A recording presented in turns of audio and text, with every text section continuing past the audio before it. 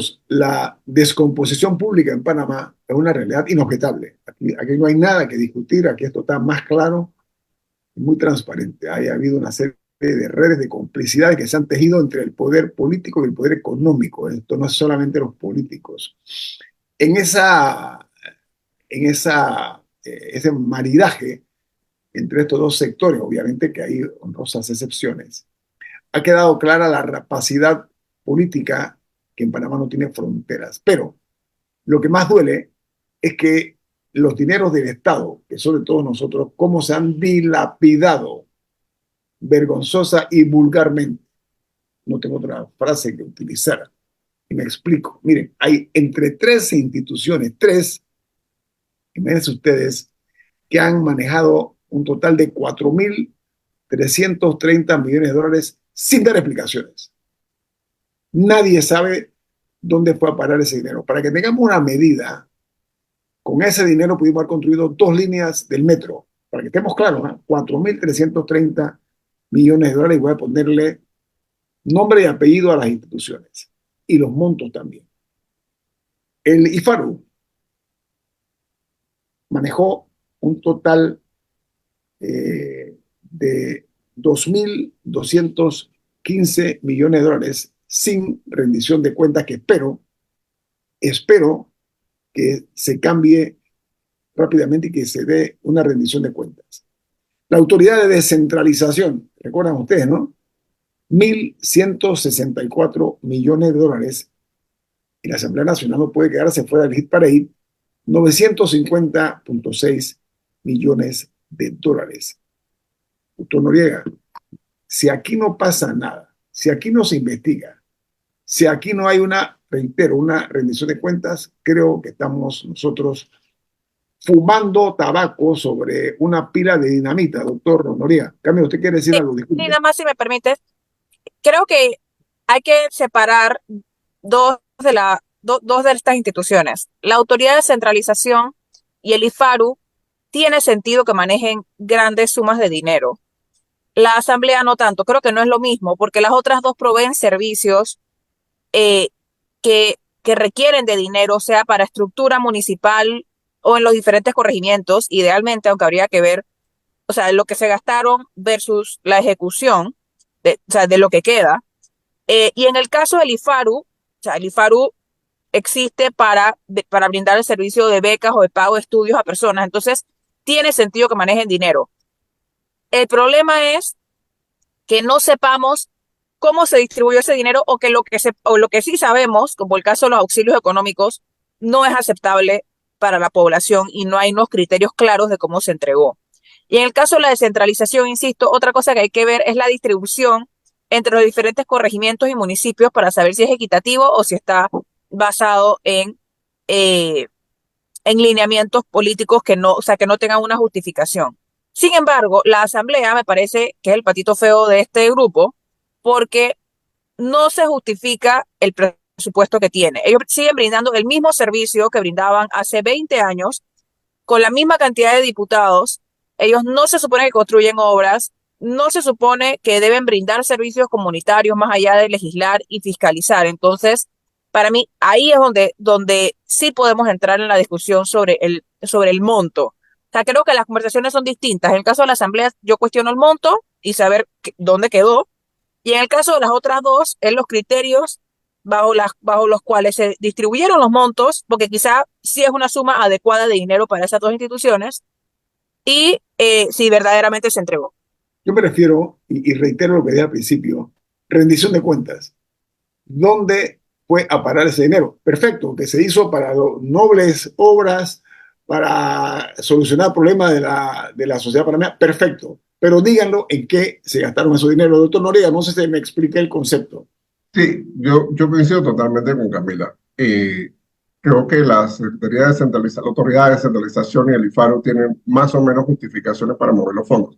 Sin embargo, la Asamblea, por supuesto, no son el patito feo, son una bandada de patos que nos ha estado saqueando por mucho tiempo, pero la propia función de descentralización debe ser cuestionada, porque hoy escuchaba al futuro vicealcalde de la ciudad de Panamá, Puerto Ruiz Díaz, en TVN, y él decía que encontraron que en la alcaldía de Panamá había un representante de corregimiento, no lo mencionó, que tenía una planilla de 400 nombramientos con fondos de la descentralización que recibe el municipio de Panamá. Entonces, estamos viendo que no tenemos un hospital oncológico, pero sí había descentralización. Estamos viendo que no se completó el hospital del niño, pero sí hay fondos de descentralización.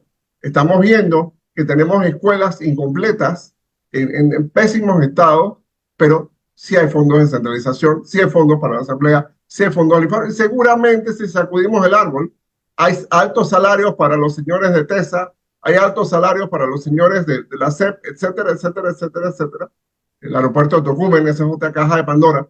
Entonces, ni hablar de ANATI, y realmente las prioridades del Estado, y esto, cambiemos el partido político que sea, cambiemos el partido político que sea, las prioridades del Estado no van a ser atendidas mientras exista un sistema totalmente de doble clientelismo.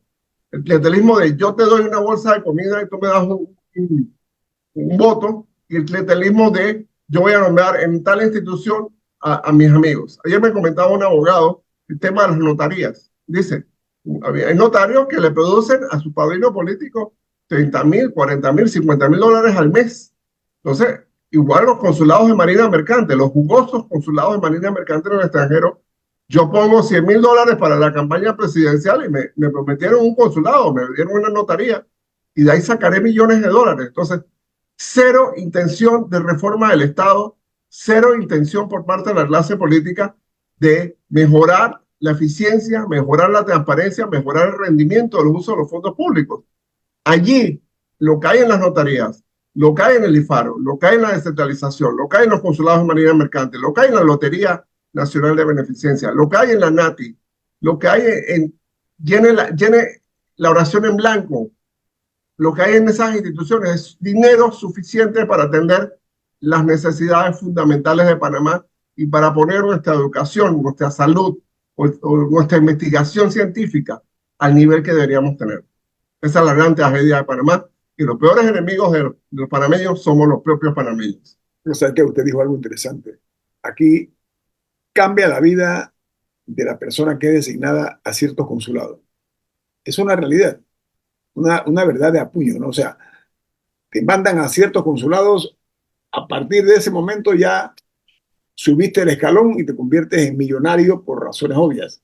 Y eso ha sido una cosa sistemática. Doctor, esto no es nada nuevo, esto es de vieja data. No, pero ahí estamos perdiendo, don Guillermo, Camila y don Rubén, estamos perdiendo cientos de millones, cuidado que miles de millones de dólares al año.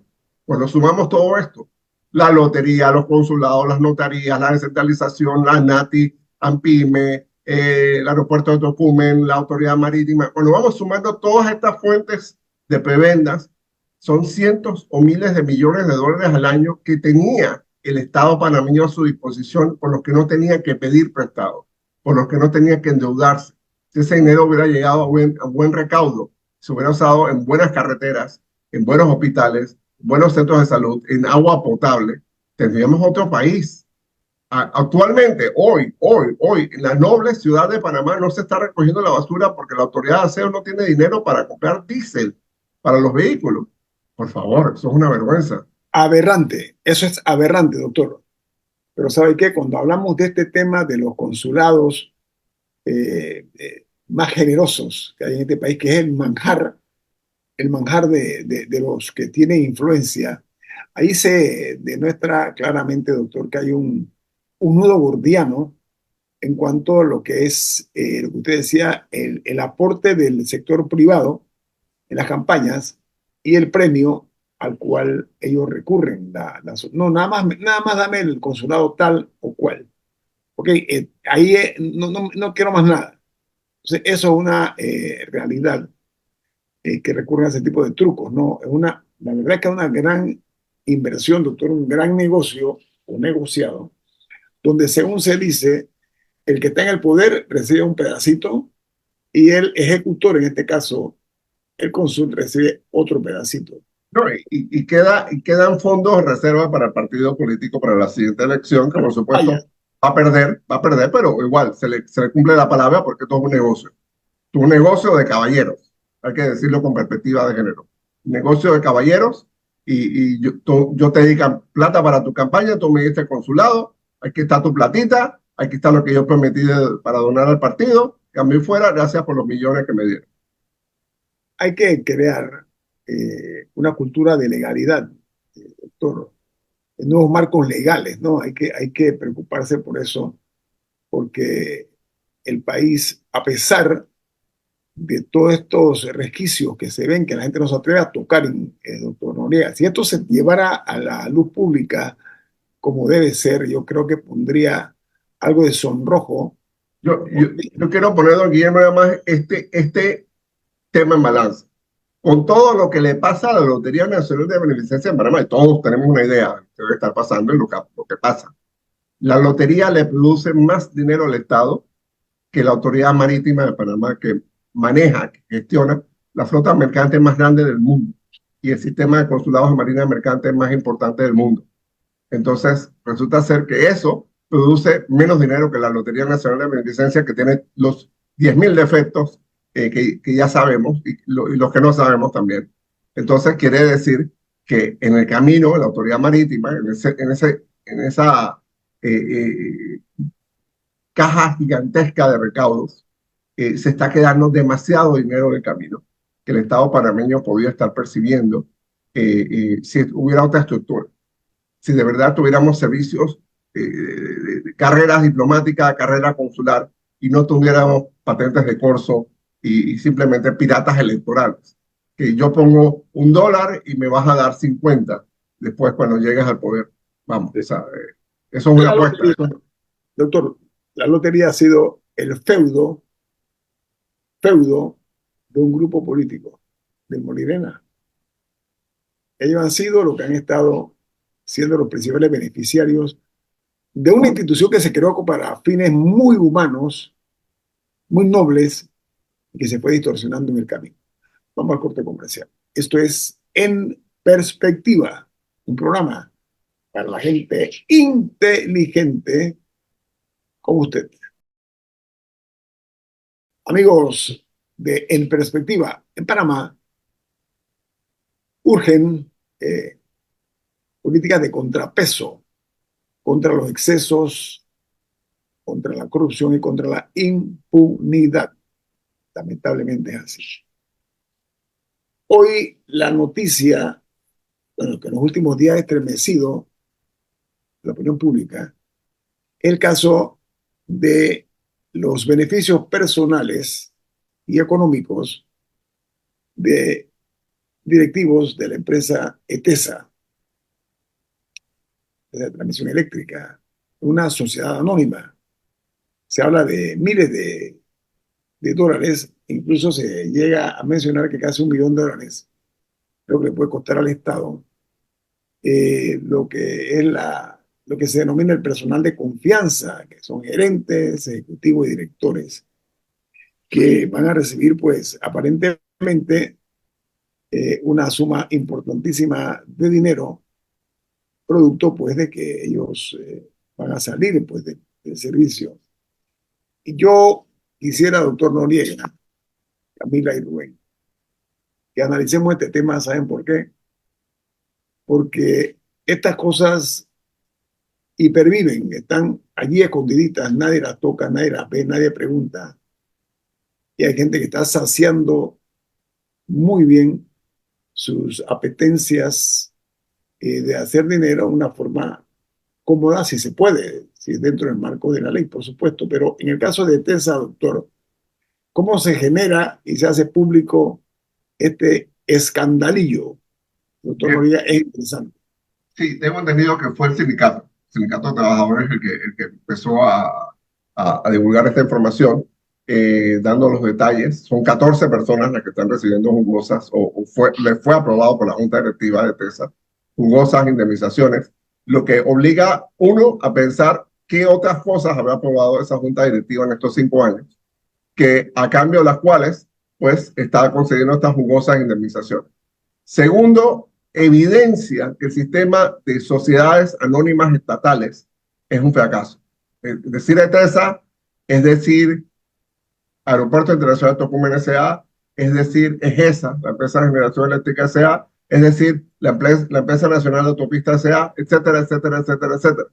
Nosotros tenemos una autoridad del Canal de Panamá que funciona como institución pública autónoma perfectamente bien, sin necesidad de hacer una sociedad anónima, con toda la transparencia, con toda la fiscalización del caso. Entonces, ¿por qué no podemos tener ese modelo en otras situaciones? ¿Por qué tenemos que recurrir a sociedades anónimas para gestionar sectores estratégicos? Ojo, estos no son sectores de lujo, estos son De sectores seguridad, estratégicos. doctor, permítame, y de seguridad nacional, ojo.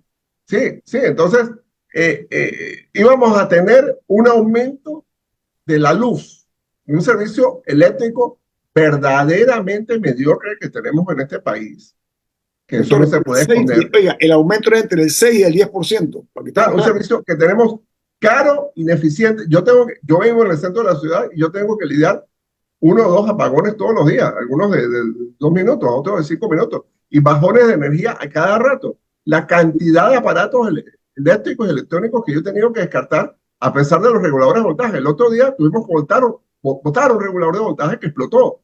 Entonces, eso es indefendible que ese sector esté corrompido precisamente porque las personas que tienen que ser los defensores de los panameños y las panameñas están metidos en otra cosa.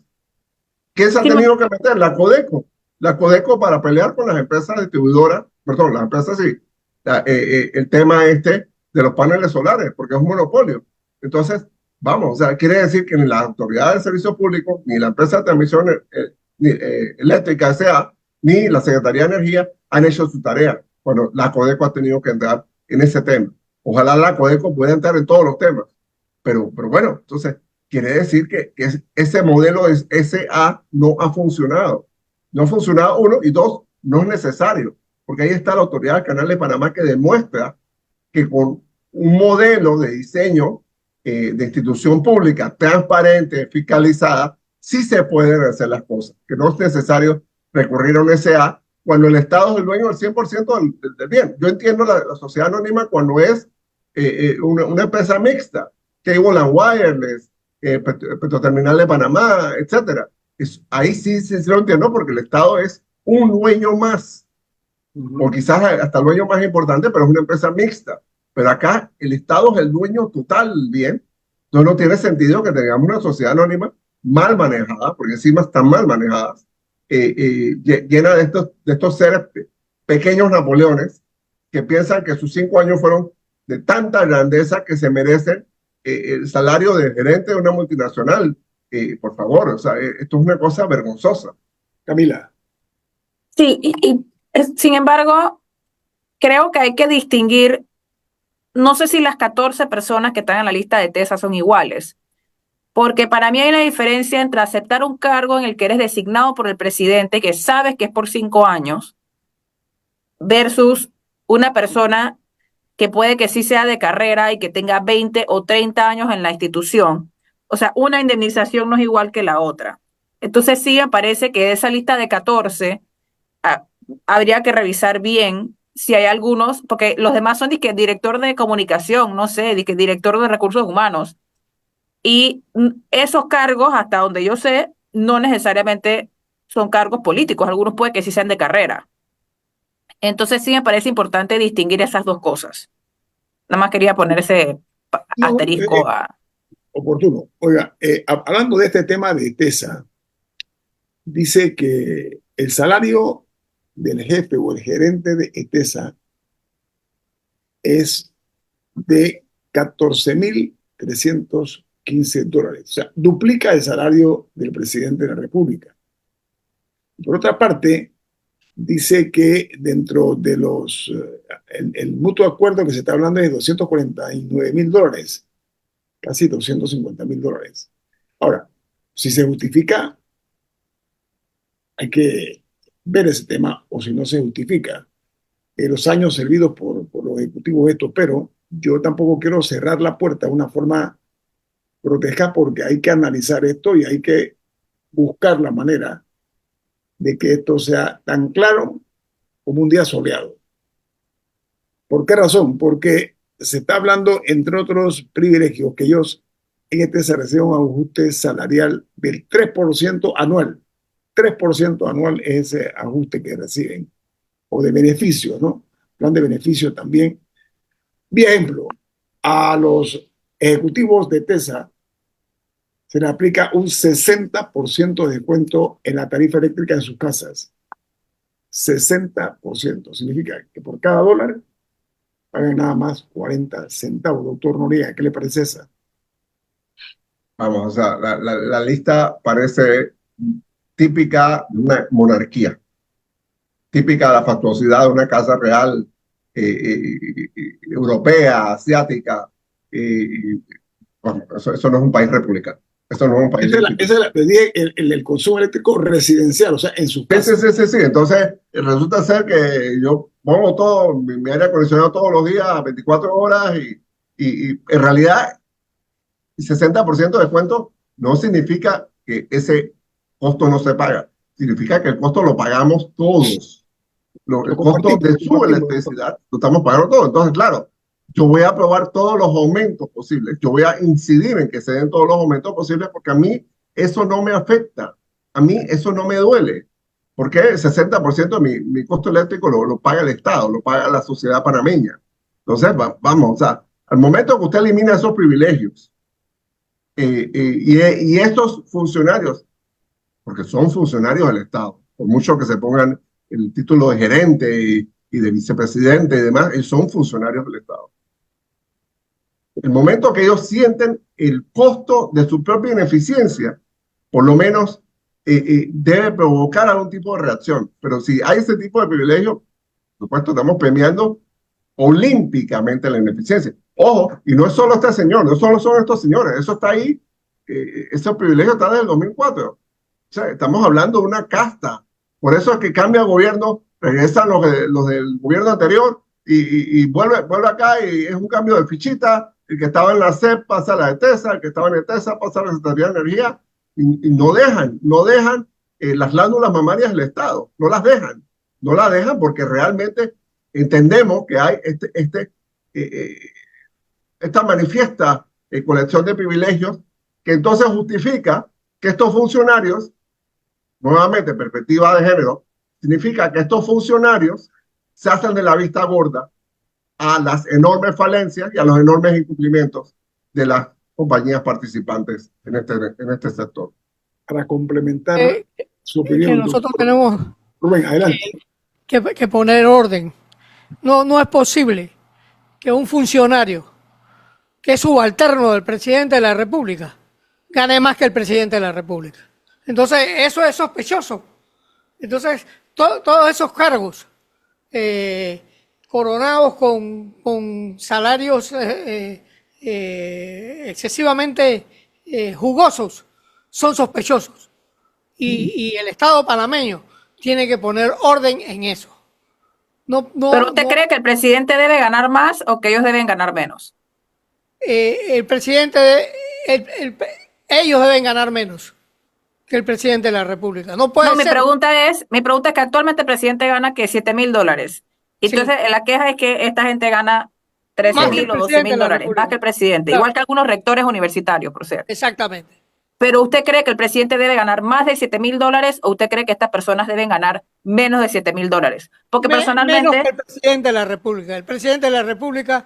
Pero mi pregunta es si usted cree que el presidente tiene que ganar 10 y estas personas 9, o si el presidente tiene que seguir ganando 7 y ellos tienen que ganar 6.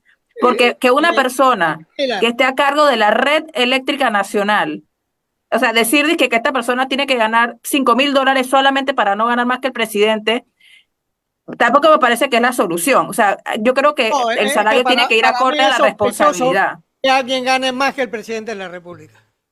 Para mí eso es el señor Murga habla de la parte simbólica, Camila. Yo creo que él está viendo el... No, hay un principio, es que hay un principio de gobierno. La cabeza del gobierno, el máximo responsable del gobierno, es el presidente de la República. Entonces tenemos una persona que es un subalterno, nominado por el presidente de la República, aprobado por la Asamblea Nacional, resulta ser que tiene una patente de corte. Entonces, yo creo que sí, coincido con Camila, sería importante, y sé que es impopular este comentario, pero sería importante revisar el salario del presidente de la República y eso ayudaría un poquito a mejorar ciertos salarios de mandos medios de los estamentos gubernamentales que tienen unas responsabilidades enormes y tienen un salario realmente que no coincide con esas responsabilidades. Sí, no, es que Entonces, yo no creo que el servicio público tiene que ser una caridad, porque eso lo no, que no, hace no, es no, que las y únicas no, tampoco personas que tiene que lo estar mal pagado, tampoco tiene que tiene que estar mal, estar bien pagado, porque es un trabajo. Y al y es final un del día, trabajo, si queremos que sean las mejores personas, si ponemos salarios que no son competitivos, lo que va a pasar es que una persona eh, adinerada puede decir que, bueno, yo estoy dispuesto a ganar $5,000 por esos días porque yo tengo un colchón, pero otra persona que no tenga ese colchón de respaldo y que tenga las capacidades, quizá lo piense dos veces entre trabajar en una claro, privada claro. que le Y pague más. además, Entonces, queremos a las mejores personas, no a los que puedan manejar un salario mediocre que no va con las responsabilidades. No, Yo y sí no creo solo eso, que Camila, tiene que ir cuando pones un acorde. salario mediocre vamos, en una vamos. responsabilidad tan grande, invitas a la corrupción. Claro, por supuesto, lo Invitas a la estimula, corrupción, porque estimula no la voy a corrupción. ganar $7,000 en un cargo que administro toda la red eléctrica nacional. Hombre, Sí. esto en realidad son $5,000. Una vez que le quitas seguro social, impuestos sobre la renta, impuestos sobre seguro educativo, son $5,000. Entonces, yo estoy ganando 5,000 y le estoy firmando cheques y le estoy firmando resoluciones a gente que está ganando millones de dólares. Y bueno, oye, ten un poco de cariño acá con la gente que hacemos el negocio. No, yo creo que deben ganar un salario digno, un salario competitivo, un salario atractivo, pero el principio principal, el principio fundamental, perdone la redundancia, debería ser que los salarios de la administración pública no pudieran, incluyendo los rectores de las universidades, no pudiera exceder el presidente de la República. Creo que eso significa que tenemos que aumentar el salario del presidente de la República, porque eso es un tapón, eso se vuelve un tapón. Tenemos personas que en ministerio, por ejemplo, el Ministerio de Salud, queremos que, mira, vamos a poner a esta persona director de tal tema de salud, salario $3,500. Eso en realidad son 2,200 al final de todos los descuentos y demás. Esa persona en la privada, atendiendo una clínica de estas, oye, pequeñas, y esa persona se hace ese salario en 15 días, sin moverse de un De acuerdo, escritorio. o sea, el problema, ¿sabe qué? En estos casos, eso estimula la corrupción. Sí, Así de sencillo. Vamos a corte comercial. Esto es En Perspectiva, un programa para la gente inteligente como usted.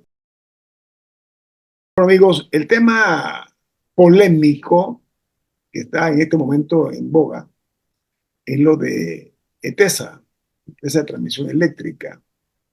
Lo que pasa es que hay un dicho que dice que el que no quiera ver fantasmas, que no salga de noche. Ustedes se la saben esa, ¿no? Pero hay otra más sabrosa, y es que yo creo, honestamente, que después de estos truenos viene la tormenta, pero es propicia la ocasión para revisar este tipo de situaciones donde realmente eh, el país no está manejándose dentro del contexto de la equidad, doctor Noriega. No hay equidad en cuanto a ciertos salarios, ¿no? sí, yo creo que si vemos el coeficiente de Gini, que mide el índice de desigualdad salarial en los ministerios y en este tipo de instituciones, vamos a ver que el 20% de los funcionarios ganan el 80% de los salarios. Esa es la gran tragedia de muchas de estas instituciones, que hay muy buenos salarios, pero no para las personas apropiadas. Entonces, llegan estas personas políticas y siempre hay estos satélites técnicos que están rodeando a los políticos. Si gana fulano o fulano la presidencia, va Mengano para la CEP. Si gana fulano o fulano, va Sutanejo para la TESA, etcétera, etcétera. Entonces, yo no sé qué hacen los 5 o los 10 años que pasan fuera del poder. Parece que están ahí, están en reserva, están pastando, esperando que les toque su momento para volver a hacer su acumulación. Están Y hibernando, doctor, están Fernando, hibernando. sí, será. Entonces, yo creo que tenemos que pensar en una institucionalidad pública, uno, que pague salarios competitivos, pague salarios decentes. Dos, que no tenga una planilla tan abultada. Porque si vamos a pagar un salario de 6,000, de 8,000, de $10,000 a una persona, significa que esa persona tiene que estar tan capacitada que por lo menos va a hacer el trabajo de 5. No significa que vamos a tener 5 personas de $2,000 o de 5 personas de 1,500 para que no pase nada, y tenemos uno de 7,500, de 8,000, de 10,000, que no significa un cambio. Segundo, no pueden ser personas captadas y capturadas por el sistema, que es lo que pasa en estas entidades regulatorias o cuasi regulatorias, llámese TESA, llámese Aeropuerto Internacional de Tocumen, llámese Autoridad Marítima, etcétera. Son personas que usualmente tienen el beneplácito del sector que van a regular o del sector que van a participar. Entonces, eso ya de por sí significa complicidad. Esta persona no va a hacer ningún cambio, esta persona no va a agitar las aguas que necesitan ser agitadas. ¿Por qué? Porque es parte del sector. Alguien de allá, del lado de allá de la calle, del otro lado, guiñó los ojos y dijo, está bien, no me haga y podemos seguir haciendo negocios con esta persona. Entonces, yo creo que el pecado original, es un pecado lamentablemente porque todavía no es un delito en Panamá, el pecado original cae en el tema de que las campañas electorales tienen financiamiento privado. Yo creo que la solución a muchos de estos problemas, no es la solución universal, pero va a ser una solución de muchos de estos problemas, es el financiamiento público total de las campañas electorales. Porque entonces no se puede justificar la donación privada, no se puede justificar el helicóptero ese que le prestaron 6 meses al candidato y por el que cobraron $10,000. Mentira, un helicóptero no vale $10,000 por 6 meses. O la lancha esa, o el avión ese que prestaron, o sea, no, por el contrario. O sea, al momento que quitamos ese incentivo perverso, las campañas tienen otra dinámica. Entonces tienen más independencia los resultados frente a los posibles donantes y el Estado quizás tenga un poquito más de oxígeno. En la Universidad de Valencia, en la Escuela de Sociología de Valencia, llaman al Estado panameño un Estado capturado, precisamente porque tenemos una proliferación de entidades, superintendencia de bancos, superintendencia de seguros, superintendencia de valores, TESA, ACEP, etcétera, en la que los regulados son parte de la junta directiva, en la que los regulados tienen influencia en la designación de los reguladores. Y eso, pues, por definición, va a producir este tipo de situaciones que estamos viviendo en estas semanas.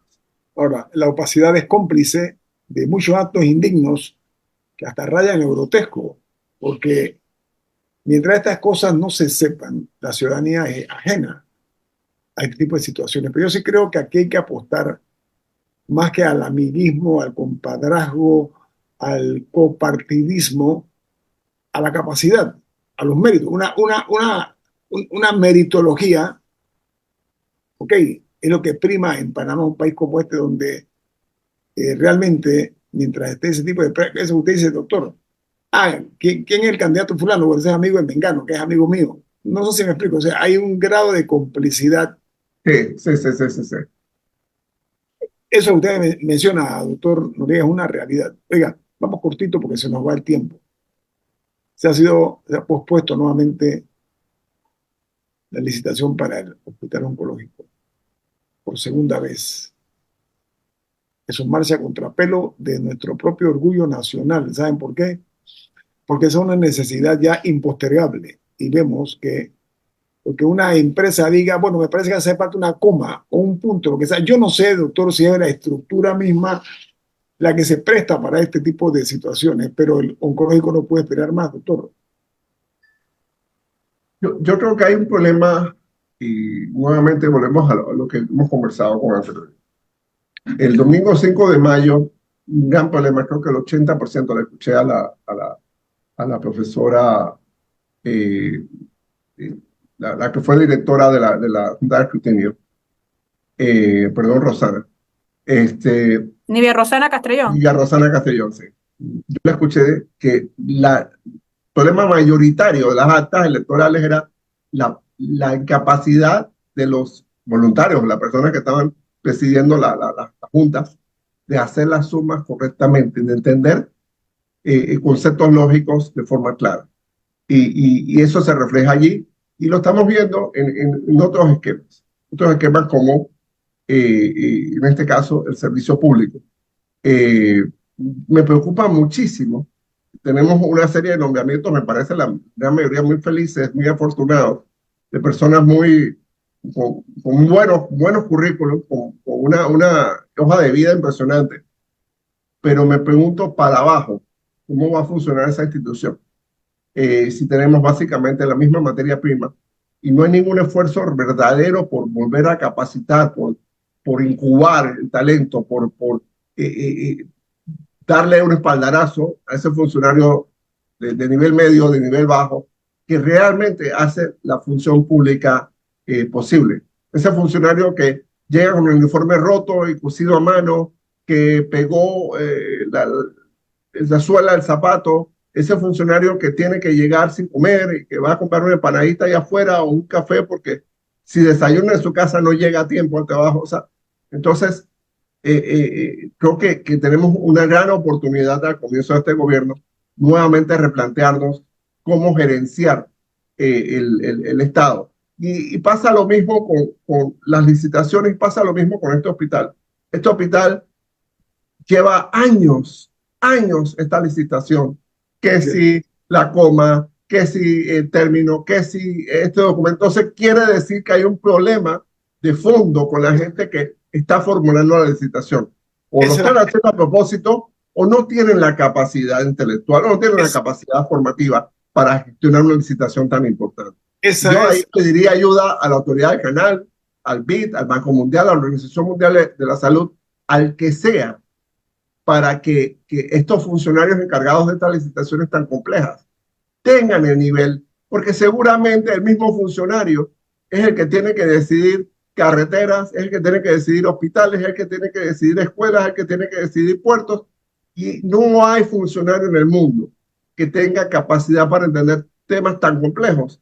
Y creo que voy a pecar, nuevamente volvemos al pecado, que hoy es un día de muchos pecados, voy a pensar que son errores de buena fe. Eso, vamos a ser optimistas, doctor. Vamos a ser optimistas. Entonces, creo que falta capacidad. Igual con el tema de las medicinas. Muchas veces la gente que está haciendo estas licitaciones está totalmente desconectada de la realidad de los depósitos de los hospitales, de los depósitos de la farmacia, y no entiende la importancia. No entiende, oye, si te quedas 15 minutos después de la hora, tú puedes resolver ese problema y resolverle la vida a la gente. En vez de, no, yo mañana que vengo, atiendo eso y mañana que llegaste, apareció otra cosa, se dañó la computadora, no había tóner en la fotocopiadora, se fue la luz, se dañó tal o cual cosa, fulanito se enfermó y no se hizo el trámite. Doctor, eso se llama, se lo resumo en una palabra, falta voluntad de servicio. Gracias a todos por sintonizarnos. Ha finalizado En Perspectiva, un análisis para las mentes inteligentes por los 107.3 de Omega Estéreo.